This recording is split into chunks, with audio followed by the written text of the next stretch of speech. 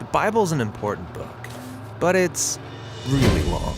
Yeah, it's a collection of many books written over a long period of time, but altogether they tell one unified story. So, what's the story of the Bible? Well, it begins by introducing us to a beautiful mind, the author of all reality, a being called God. And he has the power to take the dark chaos of the uncreated world and bring about order and beauty and a garden full of life. And to crown this accomplishment, God appoints these creatures called humanity, Or in Hebrew, Adam. and they're made as God's image. Which means that they're commissioned to rule this beautiful world on God's behalf by harnessing all of its potential and creating even more beauty and order. This is a story about humans using their power to do meaningful, life-giving work. But the question is, how? Yeah, humanity now faces a choice that's represented by a fruit tree. So humans could partner with God and find freedom by trusting in his knowledge of good and evil. Or They could seize power and define good and evil on their own, which, God warns, will kill them. and they hear the voice of a dark, mysterious creature that tells them the choice is simple. Take the fruit. It'll give you power and freedom to rule the world on your own terms. And so they seize this knowledge, and as a result, they become suspicious and self-protective. It leads to fractured relationships, violent power grabs, and ultimately, a whole civilization, Babylon, that has redefined evil as good. And so, God scatters this corrupted human project. And here the story of the Bible takes an important turn. We zoom into the story of a man and a woman who come out of Babylon, Abraham and Sarah. Yeah, God promises that from them will come a new people, a nation that has another chance to make the right choice. And if they succeed, it will open up this new way forward for the rest of humanity. And this is why the rest of the Bible story is about this family. And it does not go well. Despite God's personal guidance, Abraham's family gives in to that same temptation to redefine good and evil on their own terms, apart from God. Even when their best people were in charge, rulers who loved God's guidance and had divine wisdom, even they gave in. And so Israel was warned by their own prophets that these choices would lead them back to Babylon, this time as conquered captives living in exile, and that's exactly what happened.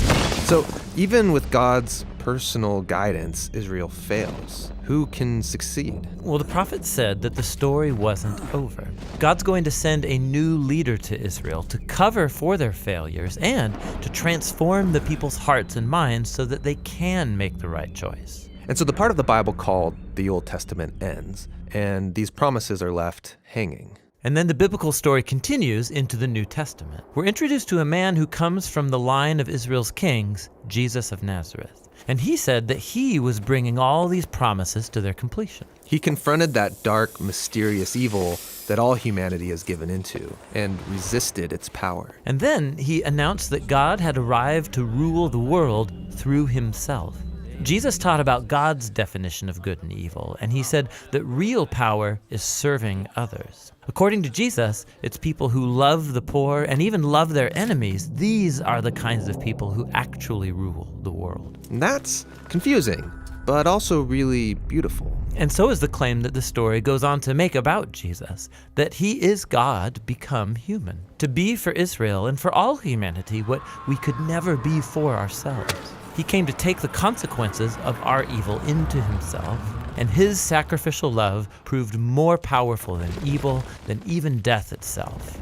So now humanity's presented with a new choice. Represented by a new tree. Stick with the old way of being human, or venture into this new way. And in the story, those who choose the way of Jesus find themselves energized by God's own power. People who know that they are loved and forgiven by God can become people who love and forgive others in return.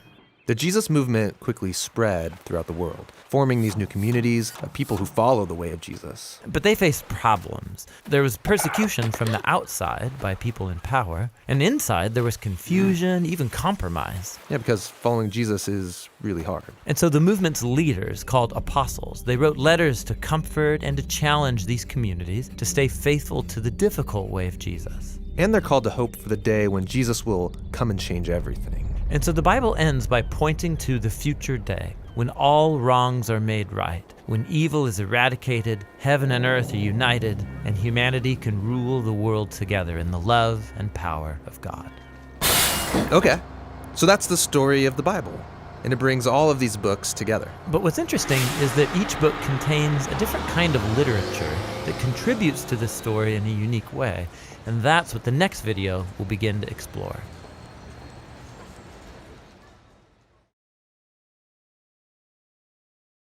Hey everybody, thanks for watching this Bible Project video. This is part 2 of our How to Read the Bible series. We've got a lot more of these videos coming and a lot more videos. You can see it all on thebibleproject.com. We're a crowdfunded project, so you can support us on our website so we can make more videos and also download free resources there.